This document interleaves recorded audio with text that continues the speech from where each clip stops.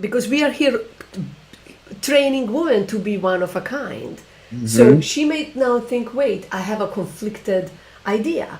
Don't be clingy, Sure. be independent, but allow men to provide financially, emotionally, spiritually. Well, I can tell you with I can't speak for anybody else, but with what my wife and I have within our family dynamic, she stays at home and she has stayed at home to take care of and raise our four children since the time we started having children. Prior to that, she was in the workforce and she was working and traveling and doing some things, but she and I made that decision together. So she's still fully capable of being one of a kind. Although I have decided with her to step into that role of the sole provider financially of the household.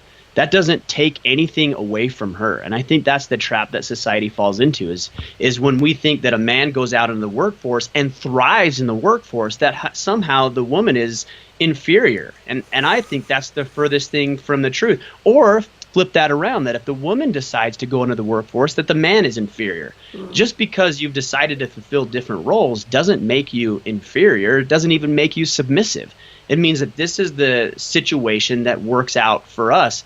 And I get actually very, very upset when I hear anybody or just society in general downplay the role of motherhood, downplay the role of homemaker even. There's nothing wrong with it. There's nothing right with it. But if it works for your situation, that's what needs to happen. And so if somebody were to ask what my wife does, I can proudly, and she would proudly say, homemaker.